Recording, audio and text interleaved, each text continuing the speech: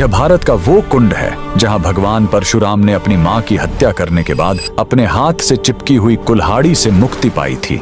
यह कहानी है महान ऋषि जमदग्नि और उनकी पत्नी पतिव्रता रेणुका की। कहते हैं रेणुका हर दिन नदी से कच्चे घड़े में पानी लाती थी और उनके सतीत्व के बल से वह घड़ा टूटता नहीं था। उनके 5 पुत्र थे, जिनमें सबसे छोटे थे विष्णु अवतार परशुराम।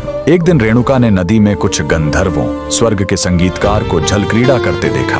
उन्हें देखकर एक पल के लिए उनका मन मोह में पड़ गया और उसी क्षण उनके सतीत्व का बल टूटा और कच्चा घड़ा टूट गया। जब वो आश्रम लौटी तो ऋषि जमदग्नि ने अपने योग बल से जान लिया कि उनका मन भटक गया था। वो इतने क्रोधित हुए कि उन्होंने अपने पुत्रों को आज्ञा दी, अपनी मां का वध कर दो। जब चारों बड़े भाइयों ने मना कर दिया तो क्रोधित पिता ने उन्हें तुरंत पत्थर बन जाने का श्राप दे दिया। इसके बाद परशुराम ने पिता की आज्ञा को अपना धर्म समझा। उन्होंने भारी मन से अपनी कुल्हाड़ी उठाई और अपनी ही मां का सिर धड़ से अलग कर दिया। उनकी आज्ञाकारिता से प्रसन्न होकर जमदग्नि ने वरदान मांगने को कहा। परशुराम ने तुरंत अपनी मां को फिर से जीवित करने और साथ ही पत्थर बन चुके अपने चारों भाइयों को भी मुक्त करने का वर मांग लिया। सब फिर से जीवित हो गए, मानो कुछ हुआ ही न हो। लेकिन कहानी यहीं खत्म नहीं हुई। मातृ हत्या का पाप उस कुल्हाड़ी पर एक दाग की तरह चिपक गया और वो उनके हाथ से अलग ही नहीं हो रही थी। उस पाप से मुक्ति पाने के लिए वह दर दर भटकते रहे, लेकिन कोई भी तीर्थ उस कुल्हाड़ी को छुड़ा नहीं सका। अंत में वह पहुंचे पूर्वी हिमालय की लोहित नदी के किनारे और जैसे ही उन्होंने इस कुंड के जल को छुआ, चमत्कार हुआ।